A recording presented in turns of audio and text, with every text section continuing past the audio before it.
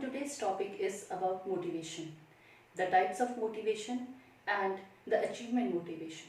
So let us start with the meaning and definition of motivation. Before that, I would like to introduce you with a phrase. A great man is one who can make a small man feel great and perform great. And this phrase will be understood well after watching this slides. So we are here with the meaning and definition of motivation. As we all know that motivation is the internal source. So the definition contains as it is defined as the deriving force that initiates and directs our behavior. It initiates, it starts our behavior and it directs our behavior in which direction we have to perform that behavior. So motivation is a kind of internal energy that arises from the inside and which drives a person to do something in order to achieve something. It makes a person to do something for achieving something valuable in the life. So it is the word motivation has been derived from Latin word movere, which means to move. So it is a force which makes an individual to move in the life. This is a psychological feature. Motivation is a psychological feature that arouses an organism to action towards a desired goal. It drives the organism to perform a particular action towards the desired goal. So the reason for the action which gives the purpose, the direction to do behavior, these all things are under the motivation. Like what is the reason for our action? That is because of motivation. Which is the purpose against that particular behavior is our motivation, because of that motivation only. And the direction to the behavior, like we have to perform a particular behavior in which direction, whether it is positive or it is negative, that all depends upon the motivation. So in sports context or in the context of performance, when we say, so motivation is one of the main force leading to the performances.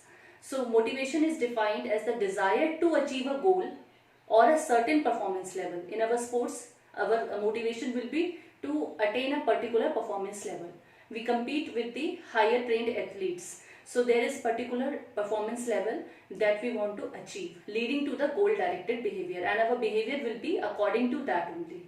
So performance is equal to motivation into my ability into environment. These three factors are responsible for the performance. There are four kinds of motivation discussed here: positive and negative, extrinsic and intrinsic motivation. And there is correlation between the four motivation types. As you can see here, the pictorial view. Intrinsic motivation is anything which you want to do it from your heart, which you want to do it from your inside, that the voice comes from your inside that the particular thing you want to achieve. That is your intrinsic motivation. Extrinsic motivation is just opposite. In this what happens? Somebody else from the other environment forces you to do a particular thing. They provoke you to do the particular task. That is the extrinsic motivation. You can have the examples like intrinsic motivation is you want to achieve something in your life. You want to become a doctor, you want to become a nurse or something like that. So these are the intrinsic motivation, the internal desire, the force, the dreams that you have seen and you want to complete them. That are your intrinsic motivations. Then extrinsic motivation is like somebody wants you to do a particular task so that their achievement and their purpose should be fulfilled with respect to your also. So this kind will be like a coach says that you have to be selected in a particular tournament, so that his motive of being a coach is to be achieved and your motive of being an excellent or a successful performer will be achieved. So that is the extrinsic motivation. Somebody forces you. He will give you the positive or the negative, both kind of feedbacks. So positive and negative comes here. Intrinsic motivation and extrinsic motivation can come into your mind by positive thoughts also or by the negative thoughts also. So the positive way of motivation will be leading towards you the goal. That will not produce any kind of hindrance in the aspect of like stressful conditions will not be produced while in positive motivation. And in negative motivation, some kind of stressful thoughts in your mind or some kind of negative things will be going around which will initiate you to do something different. So that will be the negative motivation. Here is the 4 statements which you can easily say that, which you can easily can be placed easily to have the particular correlation between the 4 types of motivation. Like positive motivation, in this you have seen the 2 columns. First is to write this report and you will get a bonus. That is a positive kind of motivation which a boss gives. In this what happens, you will be writing a report, and and that report writing will be leading you towards the positive side, that will be leading you towards your goal. And next frame is here, I really want to write this report, that is internal. From your inside, when you place your boss option that I want to write this particular thing, I want to do this particular job, so that is the intrinsic. And the other column is extrinsic type, in which the boss says you that you have to do that particular thing. Same here in sports also. You have seen that a player voluntarily wants to learn a particular game, that he is interested in basketball, he is interested in football, so he want to learn that particular game, that is the internal motivation. And when you are under a coach, you are under a trainer, that trainer asks you to do a particular skill, and that skill will be beneficial for your own performance, so that will be your extrinsic motivation by your coach or by your trainer. Same way in the next 2 statement below, you can see that there are 2 statements. I really don't want to write this report. It is the intrinsic word, it is the intrinsic inside feeling that you express if you don't want to do anything. So that is the negative kind of motivation that is coming from inside you, which is hindering you with to achieve something. It will be a negative statement. So this is from inside. And when somebody forces you negatively, the statement would be like that: in this report, write this report, otherwise you will be fired. Same way a coach says that do this particular skill correctly, otherwise you will be sent out of the ground. So this will be the negative motivation from external as well as from the internal. So you have seen the correlation between the positive, negative, intrinsic and extrinsic kind of motivation here. On the basis of types of motivation, you can here see the motivation process. There is a particular sequence of activities going on during the motivation process. So the activities that are taking place starts with the needs. There are always unsatisfied needs behind any kind of motivation. So unsatisfied needs, they create a kind of tension in your mind. They create a kind of stress in your mind, which gives rise to the drive that generates your search behaviors, that how you can satisfy that particular need. So these search behaviors will attain goal, and then you will have the satisfaction of your needs. So when you find out a particular way to successfully satisfy your needs, which will reduce your ultimate tension or the stress which was created by the unsatisfied need. So here is the whole process of the motivation, which starts from the unsatisfied needs to the reduction of the tension created by the unsatisfied needs. So here is the short brief definitions of the need, drives, incentive. Here you can see the need is the psychological or the physiological deficiency. It can be the need of the food, need for the water, need for the shelter, need for the money, need for the recognition, need for the achievement. So all these kind of needs are the physical and psychological needs. These needs will create drives. So drive is the action oriented motive. For example, if you are feeling hungry, so there will be hunger drive. If you are feeling thirsty, then there will be thirst drive. You will search for that. So drive is the action oriented motive or action oriented process, in which you search for the particular way out to achieve that particular thing which you are required, which you are needing. So next comes the incentives. Incentives is anything that will ease a need and reduce the drive. Incentives are the things which will you can say which will satisfy your needs and which will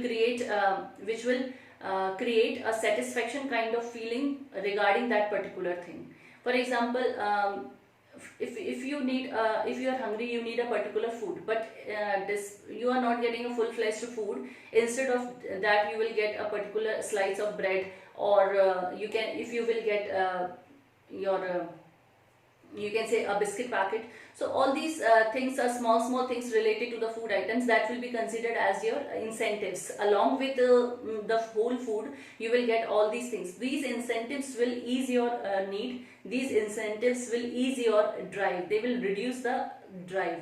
So all these things comes under the incentives.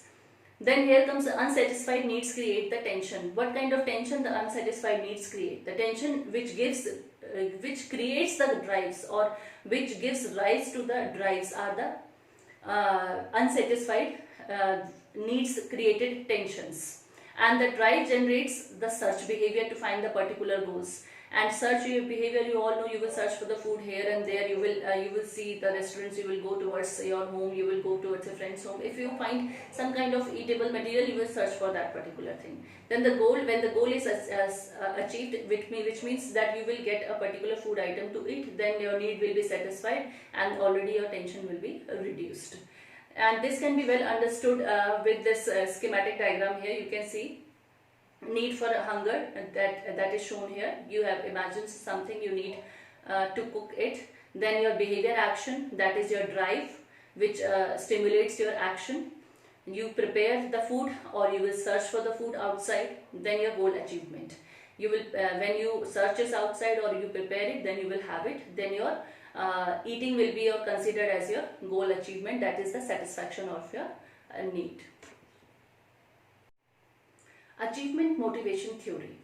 This achievement motivation theory in sports we consider to be the one of the important motivation theory, and this theory explains us about how we can improve our performance on the basis of achievements. So David McClelland built this particular theory in 1961 in the book titled The Achieving Society. And there he identified the three motivators: a need for achievement, a need for affiliation, and a need for power. These were the three motivators which are behind any kind of achievement. So according to McClelland, these motivators are learned. That's why the book titled name is Achieving Society actually.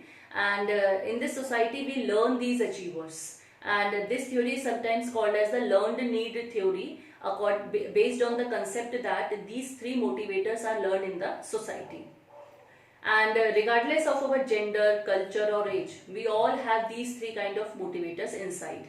And these three motivating drivers will be creating a particular need, and these drivers will be driving us towards the achievement.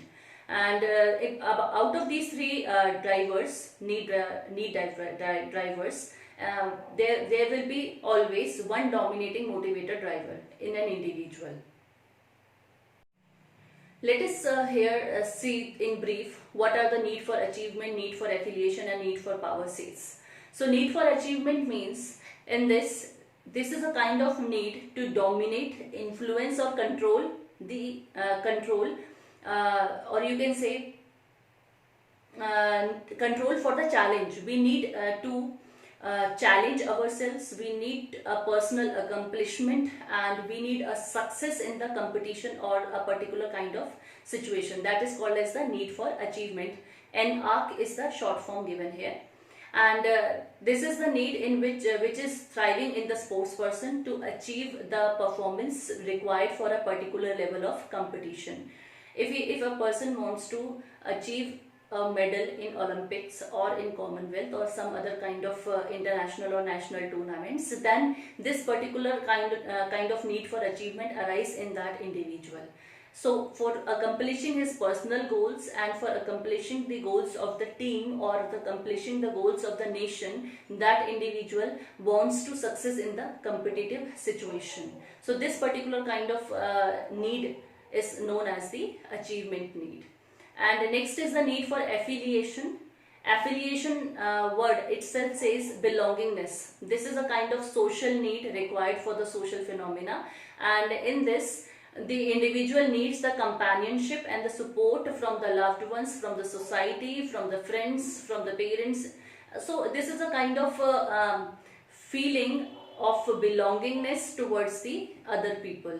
So for developing the meaningful relationships, we need the need for affiliation. And in sports field, we can use this need for affiliation in developing the team cohesion, and in where we want to develop a better relationship with the other teammates, with the coach, with our officials. So we need the need for affiliation. Next is the need for power. Need for power is denoted by NPOW, and this is the need to dominate, influence and control other people. If we want to control or we want to have the power in our hands, this kind of need is generated. So power speaks about the ability to manipulate or control the activities actually. In this, when an individual needs to control some situations or needs to control over some group of people, the need for power arises in that. So that will be automatically fulfilling her or his purpose in the life. In a sports field, we can consider an example from the need for power. Like if you are a captain, if you want to become a captain, then there will be a need for power in your mind. You want to control the other teammates. You want to control the whole play, which is ultimately satisfying your need for accomplishment and need for being a leadership. So need for power arises in the all leadership qualities where an individual is having. So we can have the examples of all the leaders in a different fields here. Achievement motivation can be measured by various scales and the various methods given in the psychology.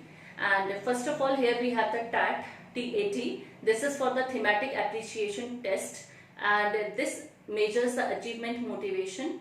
And this test consists of many different pictures that are shown to the participants, and the participants creates a particular story. And in this, the individual that cite or creates a large number of achievement images after viewing the various pictures, and that they were identified as possessing the high level of achievement motivation. So the large number of achievement images, the large number of achievement motivation will be considered of that particular individual. Next is the questionnaire on current motivation, QCM. This questionnaire of current motivation was originally introduced by the Greenberg et al. In 2001. Initially, it was an 18-item instrument which measures the 4 constructs: anxiety, interest, and construct of challenge, and probability of success. These 4 things are measured by this particular questionnaire. In this, the anxiety and interest are measured with the 5 items each. 5 items for anxiety and 5 items for interest were there. And for construct of challenge and probability of success were measured by the 4 items. So initially 18 items were considered to be there in this particular questionnaire. After creating the short form of this questionnaire was created by the Friedholm and the Holick in 2011, and the 18 items were reduced to 12 essential items. So this questionnaire is very much important, and very small questionnaire is it is very small questionnaire and can be used very frequently to the large number of population. Then we have the achievement motivation inventory, AMI, and AMI is viewed as a trait oriented measure because it measures the personality inventory. So personality is one of our trait, and it measures personality concepts also. That's why it was a trait oriented measure, and it accesses the concept of achievement motivation also. So AMI is is measured in the 7-point Likert scale, and it was a very large questionnaire measuring consisting of 170 items. So what are the areas which it covers? We can have the brief introduction of that areas. Like the areas are compensatory effort, competitiveness, confidence in success, dominance, eagerness to learn, engagement, fearlessness, flexibility, flow, goal setting, independence, internality, persistence, preference for difficult tasks, pride in productivity, self-control, and the status orientation. These were the few areas which are covered under this 170 items. Next is achievement motivation profile, AMP. This achievement motivation profile is a self-report assessment tool, and it measuring the student's motivation. It measures especially the student's motivation to achieve, as well as personality characteristics, interpersonal skills, and the work style. These all things are measured by this achievement motivation profile actually.